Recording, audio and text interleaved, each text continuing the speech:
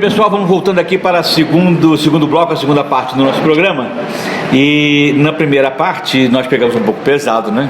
Falamos muito da questão da violência contra a mulher e a questão ficou muito ligada à autoestima, né? Você estava falando de autoestima, que a autoestima é quase que um fomentador. A questão da baixa autoestima é um fomentador para que muitas coisas aconteçam no ambiente da violência contra a mulher, dada as suas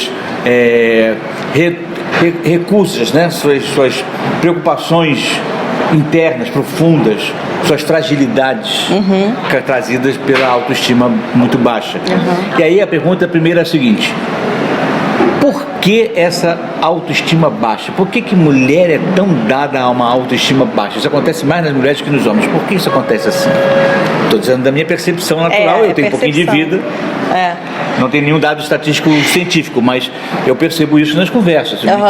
O homem é sempre muito mais atirado, sempre muito mais abusado, muito mais irresponsável com as suas emoções, com os seus sentimentos. Ele não tem muito recurso. Não para muito, né, para pensar, para analisar. Então não é você dizer assim, fulano de tal tem baixa autoestima, tem uma ótima autoestima. Não, o homem é. Ele é. A mulher não, a mulher se preocupa, ela se autoanalisa o tempo todo e a maioria apresenta, uma grande maioria, que eu digo, a maioria das mulheres que apresentam dificuldades tem uma autoestima muito baixa. Por que essa autoestima tão baixa? Por quê? Primeiro, eu acho que é importante a gente separar a autoestima de beleza. Sim. Eu acho que aí, no senso comum, já vem senso comum no sentido de ser popular, do que a gente percebe no dia a dia, né? Quando você associa a sua autoestima com beleza, ali já é o primeiro para você baixar a sua autoestima. Por quê? Porque você está delegando, você está dando para outros a sua aprovação. Um direito quando de você. Exato, quando você liga muito isso à beleza. Quer dizer que a autoestima não inclua a beleza? Não, mas a beleza ela é uma coisa subjetiva. Sim. Então, assim, se você quiser trabalhar a sua autoestima pela beleza, comece a trabalhar a sua percepção sobre o que é beleza. Porque se você está, por exemplo, se comparando com uma artista global, muitas vezes com a Gisele, uma modelo, uma artista de Hollywood, sei lá, cara, é muito injusto, né, você fazer isso com você mesma. E aí é óbvio que qualquer mulher que faça isso vai detonar a sua autoestima.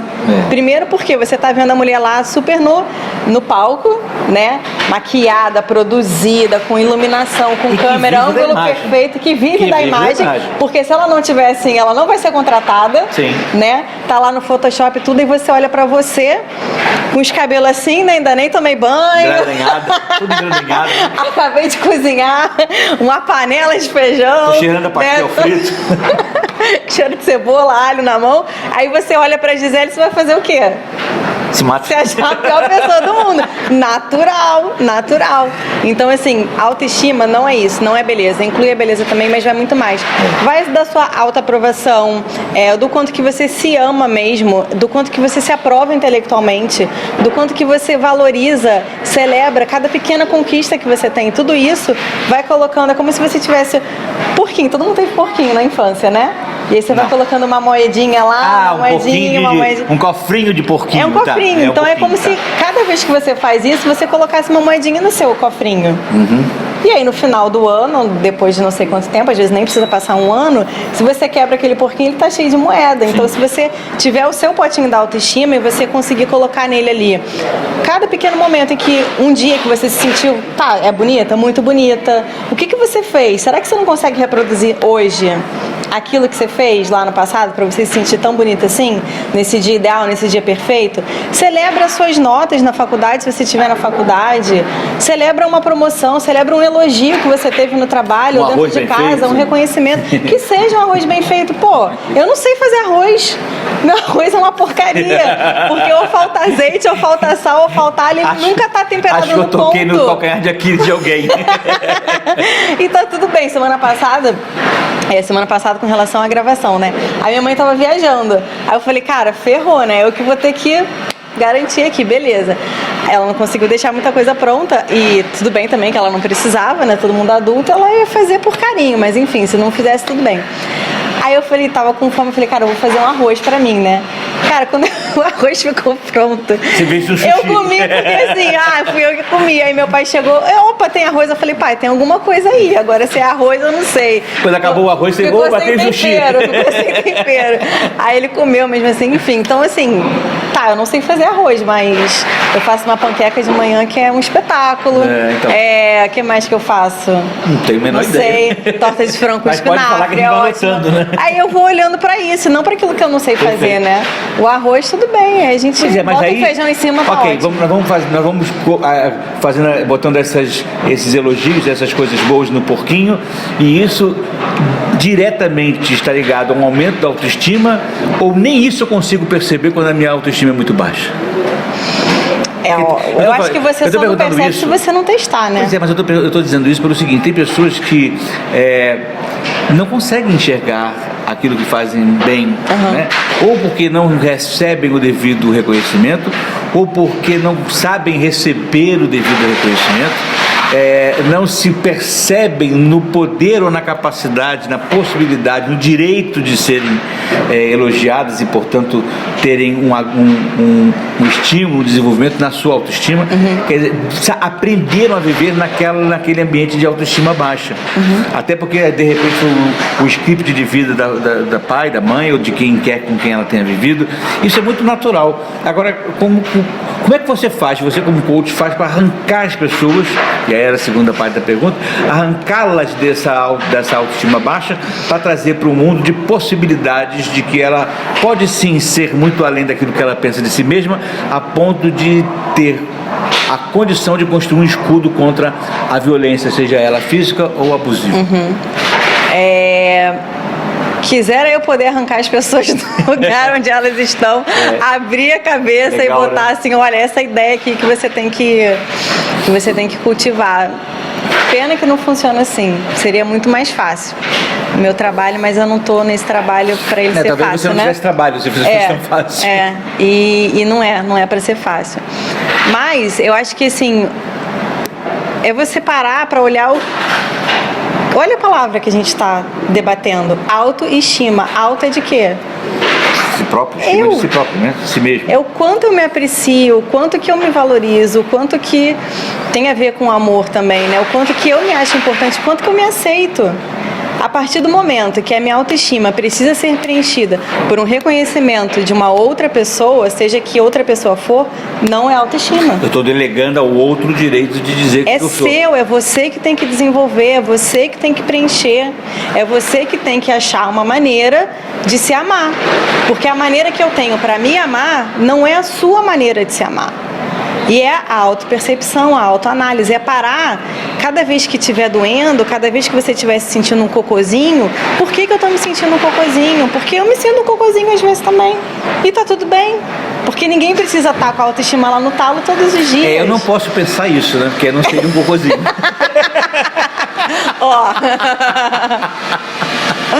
Mas não é, sabe? Não, as coisas não são assim. Por exemplo, eu falei muito da questão da beleza, mas assim, o meu caminho para o meu resgate da autoestima foi através do meu corpo. Porque era onde eu mais rejeitava, era onde eu mais delegava a minha autoestima, né? Onde ela menos estava preenchida era no corpo. Na beleza. Talvez onde ela mais se traduzisse como uma autoestima baixa. Isso. E que não era só. Mas naquela época era o que eu conhecia. Sim. Era o que eu associava.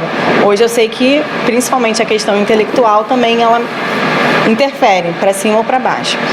Então eu comecei a buscar no meu corpo, tá, eu não gosto do meu corpo, mas será que eu não gosto do meu corpo inteiro? Ou será que tem uma parte nele que eu fale, pô, isso aqui é legal e outras pessoas não têm? Daí eu achei essa uma parte no meu corpo que cumprisse o meu padrão ali de beleza e eu comecei a não dizer que eu não era bonita, mas que sim, eu era bonita porque aquela parte do meu corpo ali nenhuma outra mulher tinha.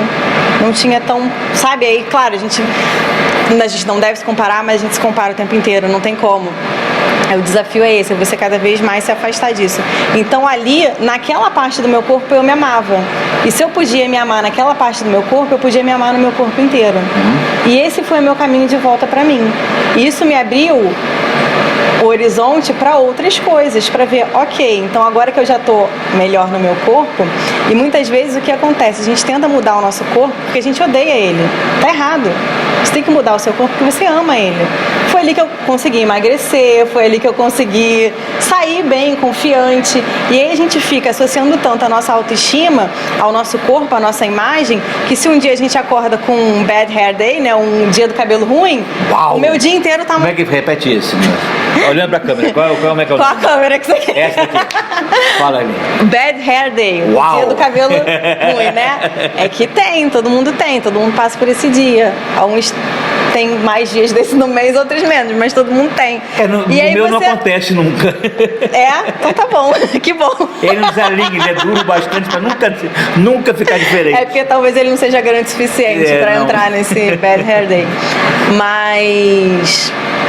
Então, se a minha autoestima é o meu cabelo, o dia que ele tá ruim, eu inteira tô um cocôzinho, né? Se a minha autoestima é o meu rosto bonito, sem espinha, no dia daquele mês que eu tô com espinha, porque é natural, né, mulher? Natural, temos. Se não tiver, porque tem alguma coisa aí. Então, o meu dia inteiro tá ruim. A minha semana inteira vai ser ruim.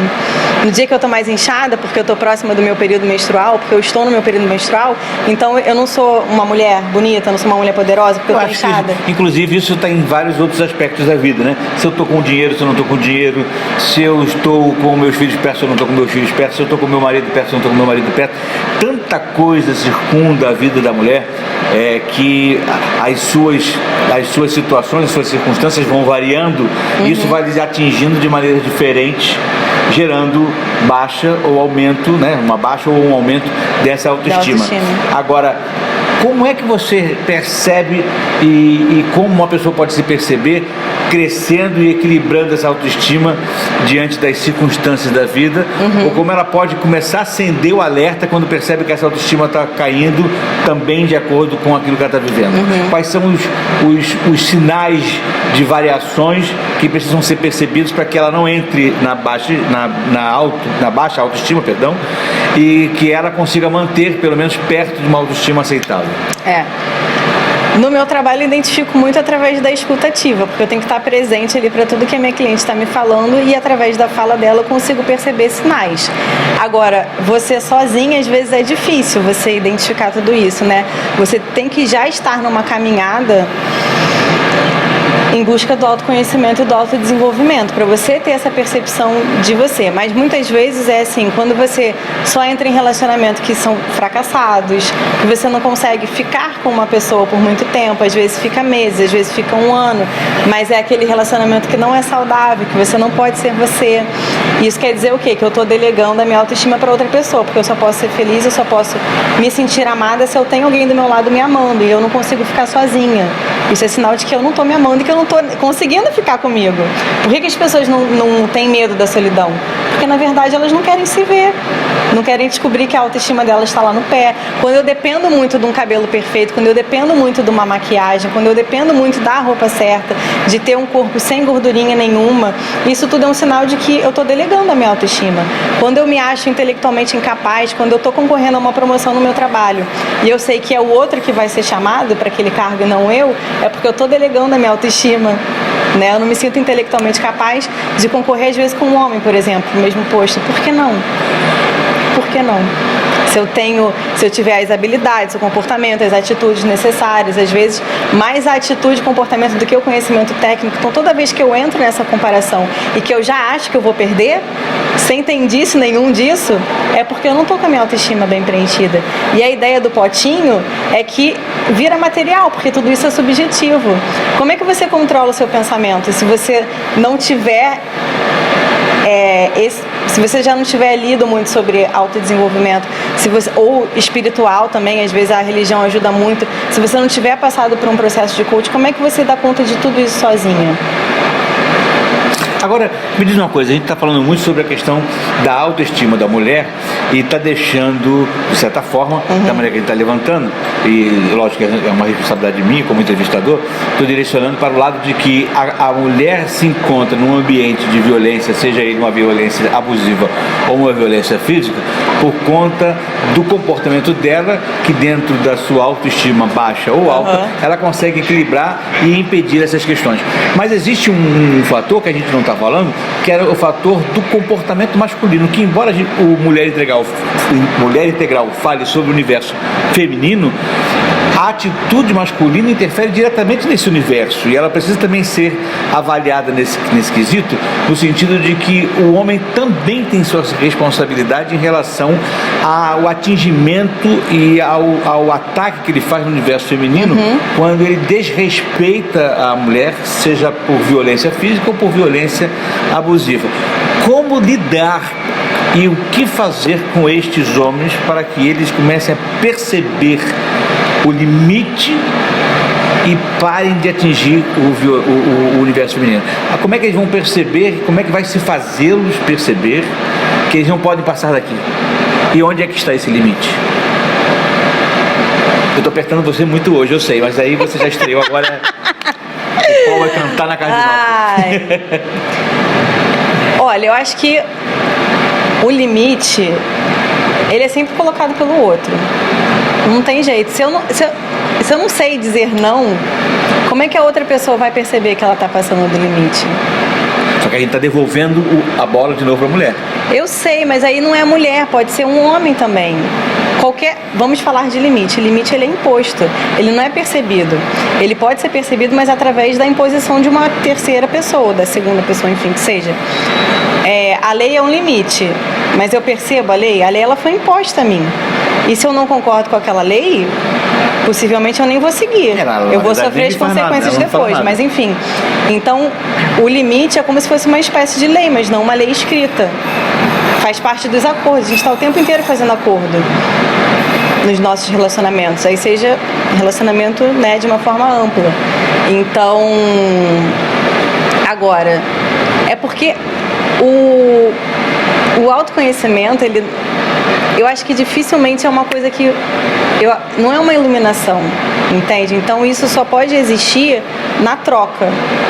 Então como que eu sei que eu passei do limite se alguém não me sinaliza que eu passei do limite? Como que uma criança entende que ela não pode se pendurar na varanda, e que se ela se pendurar ela cai e ela pode morrer? A criança não vai perceber isso. É preciso, para isso que tem pai e mãe ou um responsável que está ali observando e falando, aqui é o limite, aqui você não pode mais ir.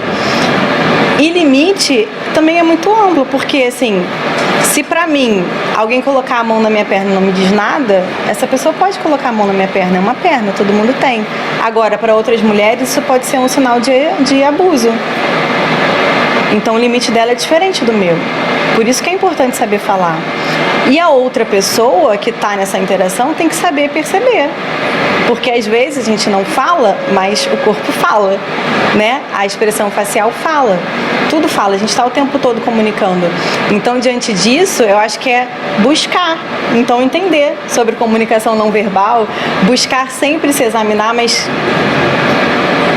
tendo isso, assim, acho que um compromisso com você mesmo, de você ser uma pessoa melhor, de que você não está aqui sozinho, né? Que tudo que você faz afeta, é o efeito borboleta, pro bem ou pro mal. O que você está querendo dizer é que se eu estiver bem dentro do meu núcleo, quando eu chamo de núcleo, são minhas percepções mais próximas à mão, né? Estou me referindo a questões ainda que empíricas, mas estou me referindo àquilo que está na minha órbita. Se eu estiver bem organizado, equilibrado nesta órbita, ninguém me invade, ninguém me tutela, ninguém me violenta, seja abusivamente ou fisicamente, uma vez que eu vou saber manter o outro no limite do meu universo. Ninguém vai entrar nesse universo. É isso que você está falando? De uma certa forma, sim. Porque se eu sei até quais são os meus valores, aquilo que é importante para mim, aquilo que me dói, qual é a minha ferida, eu sei falar que você não passa. Eu tenho uma grande amiga que ele costuma dizer que a gente sempre está no lugar em que se coloca. Sim, e a gente, ninguém foi parar ali sozinho. Digo mais, você recebe do universo aquilo que você tolera. Você deixou entrar até aí, já era. E às vezes você tá tolerando até inconscientemente. Sim. Você tá falando, ai meu Deus, que saco, nenhum me empresta, eu não consigo. Ai meu Deus, só arrumo canalha e não sei o que. Mas quantas vezes você não tá tolerando estar numa relação com um canalha? Com um canalha. Porque a partir do momento que você fala canalha na minha vida não, você não vai ter. Agora, o que é canalha pra você? Qual é o comportamento de um homem canalha? Como é que você identifica? No início do relacionamento. Não é depois de um ano, não é depois de 10 anos de casada, não é depois que começa a te ameaçar. Já tem filho e tudo. Por quê? Semana passada teve um camarada que ele saiu com um arsenal pra matar a ex-namorada, você viu? Ele acabou atingindo ela, inclusive, nas nádegas. Mas um arsenal. Quando a polícia chegou e pegou o cara se matou. E a polícia pegou o carro do camarada, tinha um arsenal no carro do cara. Quer dizer, olha o nível de violência. Mas o que mais me assustou foi o seguinte, não é só o nível de violência dele. Olha o nível de sensação que ele tinha de poder sobre a outra. Eu vou lá e vou descarregar tudo isso em cima dela. Sim. Que é um troço doentio. De onde sai uma situação dessa? Até onde você deixou que a pessoa fosse para que ela tivesse essa sensação de que ela pode fazer isto, né? Porque na minha cabeça é inconcebível.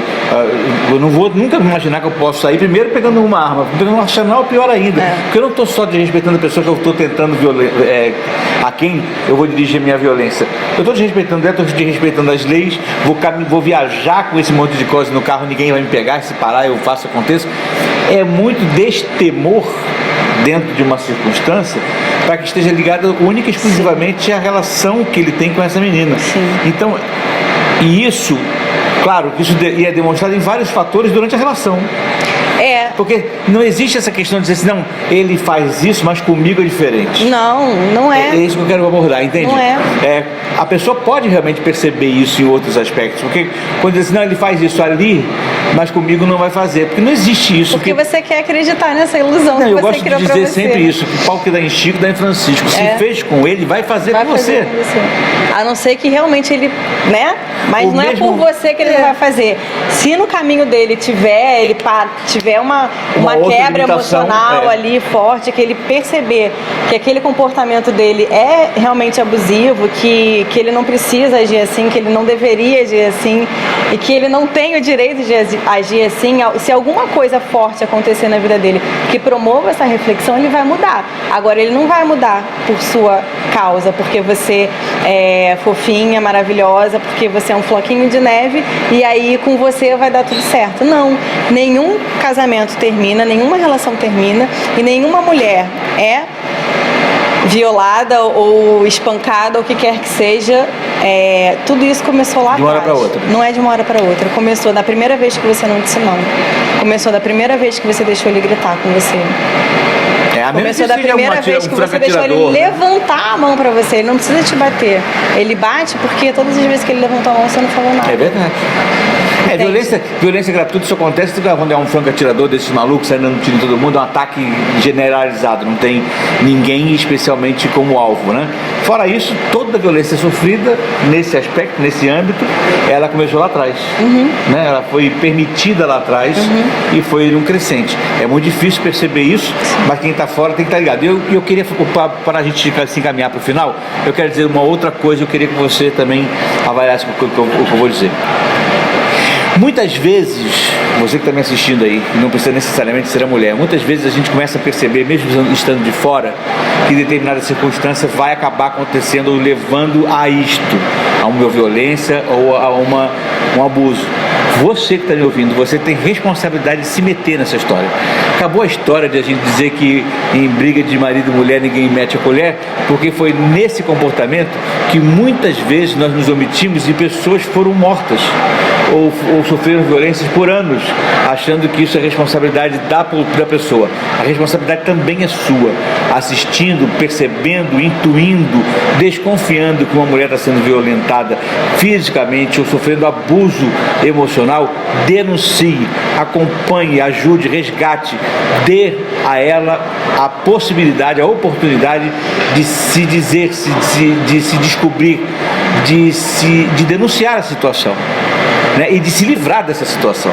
Porque quando a gente está nessa situação, você vai concordar comigo, é muito difícil você ter o estímulo próprio, né, de partir para se livrar disso.